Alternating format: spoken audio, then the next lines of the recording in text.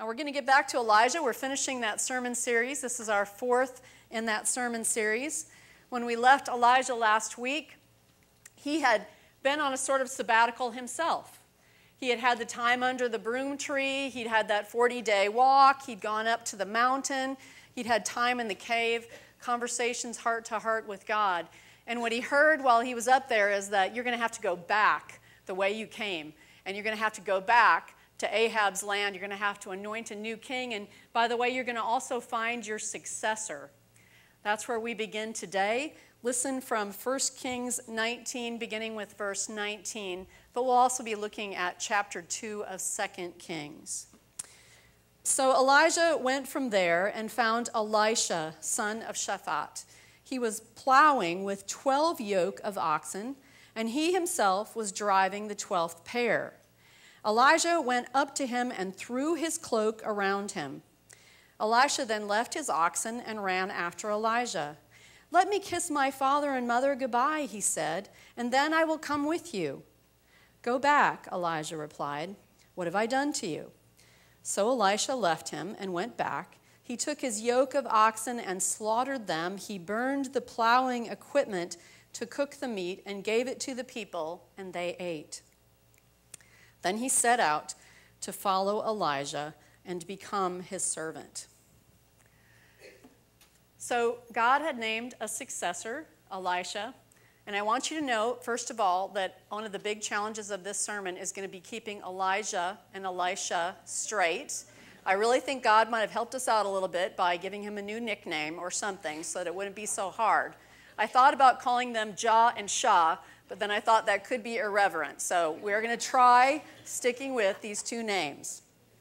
God had named a successor, and it's possible that Elijah was like, finally, I'm almost done with this big job. I get to retire, and he did a little happy dance. But I think that for a lot of you who know what it's like to face retirement, it could have also been a mixed bag. Because while it's exciting to think that maybe I'm going to be able to wind down, on the other hand, really? Someone can just replace me like that? Someone can come in and just take over? Am I really that replaceable? But friends, from start to finish in the Bible, we see this handing over of leadership to a new generation. Abraham mentored his sons. Kings mentored kings. King David was mentored by Nathan. Naomi mentored her daughter-in-law Ruth. Paul mentored Timothy. There are so many of these wonderful relationships where new leaders were trained and formed.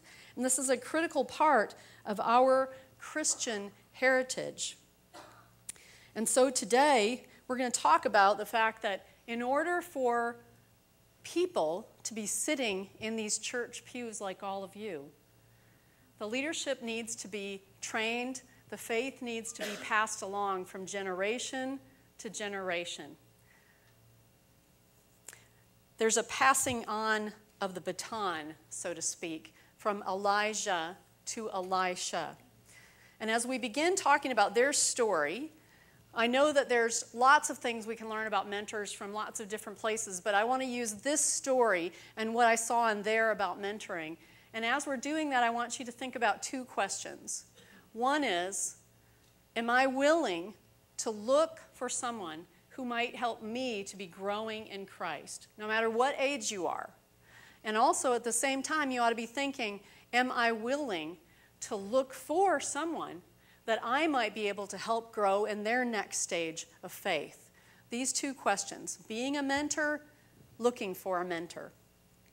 So let's begin by noting, as I said, God is the one who picked out Elisha. Elijah didn't do that. He was nudged and told who was going to be the next, and he went out to look for this new prophet. Elisha was a farmer. He was out in the field. So there wasn't any kind of American Idol prophet version that went out and found new talent. Elisha had to go out in the field and be found by Elijah. He was out with the oxen from his family, and it says that he was working with the 12th pair of oxen. Now that seems like a really insignificant fact, but I think it's there for a reason. And here's what. The average family in ancient Judaism had only one ox, if they were lucky. That was to be fortunate to have one. Elisha's family had 12 pair of oxen, which tells us that he came from a very wealthy family. So he did not follow Elijah because he was looking for a job. He did not follow Elisha because it looked like it was going to be a more comfortable life for him. He followed him because he saw God in him, and he listened to a call. And this is an important piece of information for us when we think about how do people decide to follow and listen to a call. When he found him, and by the way, he found him in the middle of this field, so he had to go through sweaty, dirty, icky stuff, probably a lot of oxen stuff on the way into finding Elisha. And when he did, he threw this cloak upon him, this mantle. And we might think, well, yeah, what does that mean? But somebody back then would understand that this was a way of passing a baton, so to speak. It was a way of saying symbolically, I am passing the prophetic gifts on to you. Prophets had a habit of wearing these mantles, and it was a way of identifying who they were. They were also worn by Job, by Samuel, by Ezra. It was a sign of a prophet. So when Elijah threw that cloak on Elisha, he knew what that meant. He knew that it meant God was saying, you're next. You're the next generation. And we know that he understood the call because he started to follow. But then he said, wait, I have one request. Can you please let me go back and say goodbye to my parents? Elijah's answer is kind of strange if you read it in most of our versions. It sounds like he's saying something like, what have I done to you? Go ahead, go back. It's a Hebrew kind of slangy language there, and what it means is something like, are you kidding me? What do you think? I'm not going to let you go back and say goodbye to your family? Sure, go ahead. It was a permission, and he was definitely saying it was okay for him to go back to do that. So Elisha went back. He said goodbye to his family, but he did more than that. He took his pair of oxen, and he made them a sacrifice, a feast for all the people to say goodbye. And he didn't only provide a feast, which, by the way, was beef barbecue instead of pork. So it's a wonder that he was ever asked to go on with God after that, an abomination of beef barbecue. But he burned his yoke, he burned his tools. So he wasn't just saying farewell to his family, he was saying, I'm all in. This is the direction I'm going, and I'm not going to look back. I can't look back because there's nothing left. I've even burned my tools for farming. So he takes off with Elijah, and they had really several years of great adventure. During the 6 years that they were together, Ahab died. His successors there was a couple things that happened, and it left sort of a power vacuum in that time in Israel. And it was very important as it had ever been for there to be a prophet that was speaking the word of God and sharing God's word with God's people. The son that comes into power is just as evil as Ahab. And so they're still facing the same threats and the same dangers. And several times, Elijah has to come down with fire and consume again. But every time he would do that, it was just at God's call. The guy that was afraid at Mount Horeb doesn't appear to be afraid anymore. God renewed him and restored him, and from that point on, he walked along and did the work that God gave him, and he did it well. So when the time came for him to be leaving, retiring, so to speak, Elisha resisted. Now, some of you have had very special mentors, spiritual mothers and fathers in your life, people who have shown you how to be who you are, and you know that it's very hard to let them go. I've had 2 of those special mentors in my life, and I'm so grateful for them. They're both people that I've seen 13 and 16 years of mentoring me. And I don't want to let them go. As they've gotten into their 80s, I've worried more about when the Lord is going to take them and what will I do without them. And that's the way Elisha felt. He didn't want to give up Elijah. So when Elijah says a couple times, the time's about to come, how about if I go on and you stay here? Thinking, I'm guessing maybe something like, hey, it might not be so traumatic for you to see me die. Elisha says, no way. I'm not taking my eyes off you for 1 second. That happens a couple times, and then the third time they actually walk along and Elijah says to Elisha, "What can I do for you before I'm taken from you? What can I do for you before I'm taken from you? Ask anything." Do you see the kindness in this? The compassion? Prophets aren't known for their compassion, but there was a real caring heart there that wanted to try to ease this situation and helped Elisha to be as ready as he could be. He asks him, and Elisha's answer is, "Your life repeated in my life. I want a double portion of your spirit," which is to say, I want the privileges of a firstborn, the double portion. I want to be somebody who succeeds you in following your work. That tells us right away that Elisha was ready. He was ready to move on and become the next prophet. Now, Elijah wanted to honor that request, but he knew that it was only God that could do that. So he says, that's a hard one. But if you're watching when I'm taken up, God will give you that blessing. And if you're not watching, he won't. And they were walking along, and they shared, as they did, walking down the road, sharing life. And out of seemingly nowhere comes down a fiery chariot. Comes between the two of them, picks Elijah up, and carries him off in a whirlwind. It seems like such an unexpected thing, and yet they've been preparing for this day. They've been preparing for this day. We don't really know what that chariot of fire and that whirlwind was all about. We don't really know where he went from there, but he was never to be seen again. And one of the things we do know is that Elijah never had to experience death at the hands of the king or queen. That thing that he feared so much never happened to him. God did not allow it to happen. And as Elisha watched this, first of all, you must think he's probably pretty stunned by this, right? I mean, his family has 12 pair of oxen, but that really can't compare to a chariot of fire. So he's thinking spectacular. But it also has to be that he's thinking in his head, this is the kind of God we serve. This is the kind of God who's in charge of my life.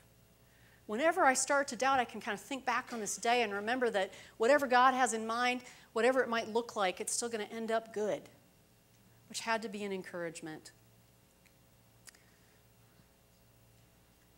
Looking back at his 6 years with his mentor, Elijah probably learned so many things, but I want to lift up just 5 practices of a mentor that I would like to hold out before you. Things to think about for what you look for in a mentor, and also to think about what you need to be ready to be for God to use you as a discipler, a leader, a mentor.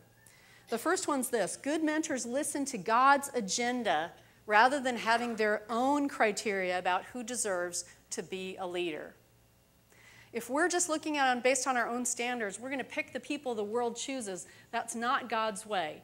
Are you willing to pray for and ask to have eyes to see, ears to hear who the Lord shows us might be that mentor or mentoree for you?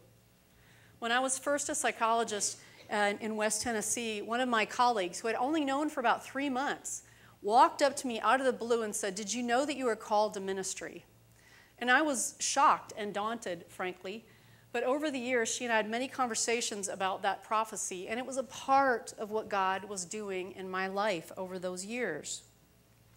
Good mentors are willing to see beyond human characteristics that the world sees, and they are willing to hear and see who God shows them are the leaders for the next generation.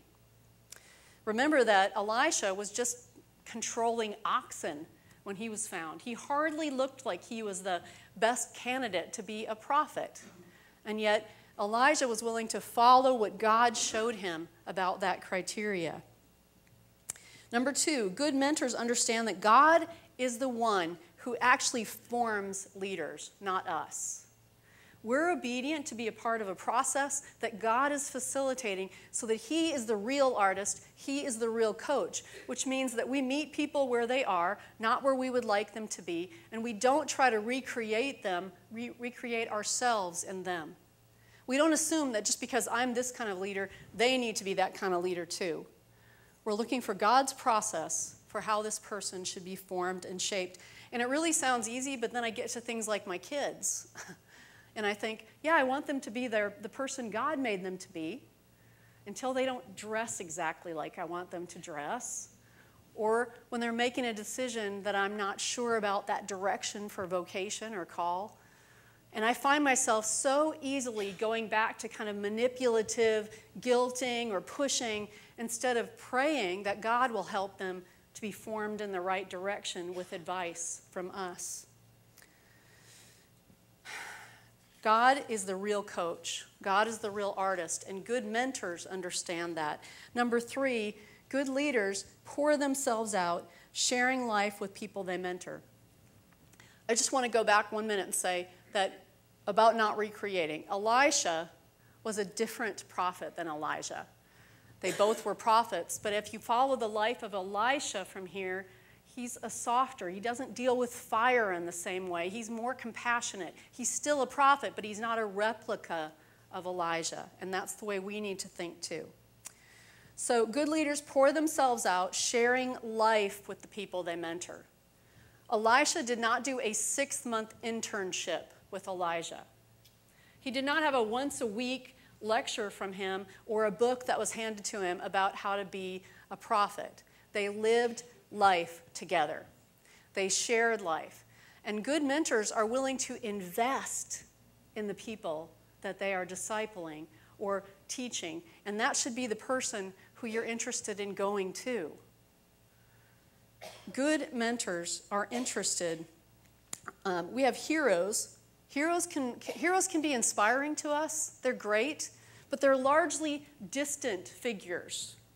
Mentors are ordinary, everyday people who are willing to let us see their faults and who are willing to get past ours. Number 4, real mentors, the best ones, care about the people that they mentor. Now, I know you're going to say really great mentors also challenge and they call you on things when you haven't done it right, and they're going to push you. But behind all of that is caring.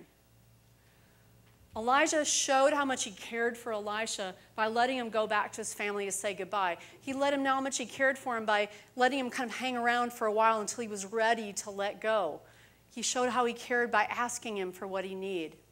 When I talked to people this last couple of weeks about, tell me about the mentors in your life, every single one talked about how their mentors were people who cared deeply about them. Not just a result, not just about what they were going to accomplish, but cared about the person. Friends, we can be the kind of mentor who's like a sheepdog, or we can be the kind of mentor who's like a shepherd. Sheepdogs can get the flock in the right direction. They can move them where they need to go, but there's also a lot of nipping at heels and barking.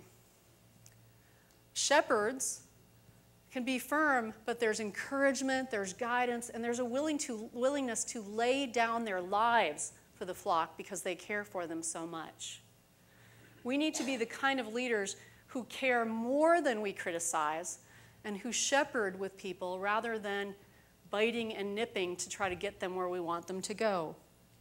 And last, good mentors prepare us, try to help us by sharing in word and deed. And then ultimately, they let us try. They release us to actually practice things and try leadership and go for it. They don't micromanage. They stand back and let us be independent. Without that, no new leaders are actually formed. Real leaders release when people are ready. And I have a great story that I think illustrates this idea. Derek Redmond arrived at the 1992 Olympics, having had to drop out in 1988 because 10 minutes before the race, he had an Achilles tendon injury. 5 surgeries later, he was back for the 1992 Olympics. His times were great. He was looking forward to showing the world what he could do. So watch and see what happens.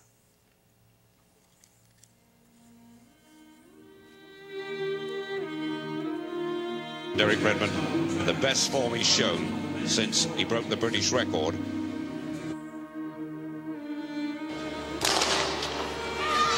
Cuban Hernandez has got Redmond to aim at, and so too in lane number 3 is Steve Lewis, but Redmond's got off very fast indeed, and so too is Ismail of Qatar. Down the back straight, he's the fractional leader. Father of Nigeria has gone very quickly, and Redmond has broken down. He's on the track, kneeling down, and Derek Redmond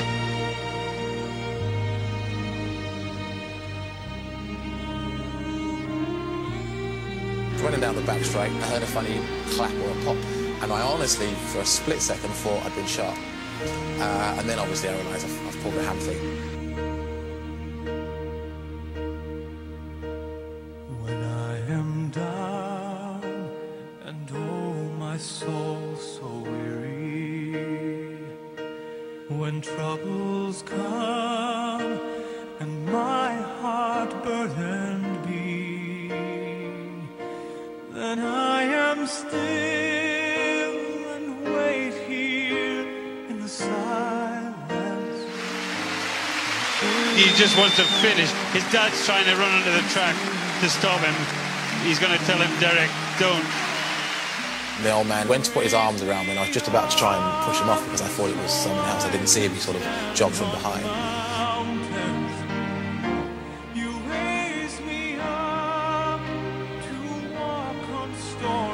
And he said, look, you don't need to do this, you can stop now, you haven't got nothing to prove. And I said, all right, I'm going to get me back into lane 5, I want to finish. When I am on your shoulders, raise me up to more than I can be.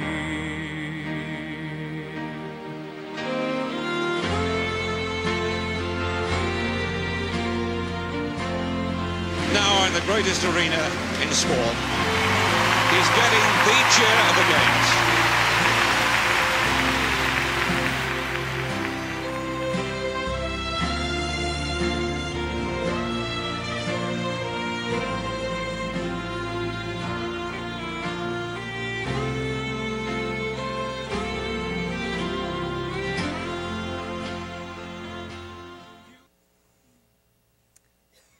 You didn't see the end of that race, but the reason that I showed you this clip is not because of Derek Redmond, who's amazing and inspiring, but because of his father. His father is a great example of a mentor who knows when it's time to get up and put your shoulder next to somebody, to walk alongside and hold them and encourage them. But he also let go for the last 10 feet because he saw that his son was able to do that part. Good mentors watch, stand by, encourage, hold, mentor, and then they release when it's time for someone to finish the race themselves. Elijah did that for Elisha. He passed the baton and let him go. One was a prophet earlier. Elijah started this thing. But he was willing to be a mentor. Probably not the greatest task from a standpoint of what prophets like to do. He was a mentor to Elisha.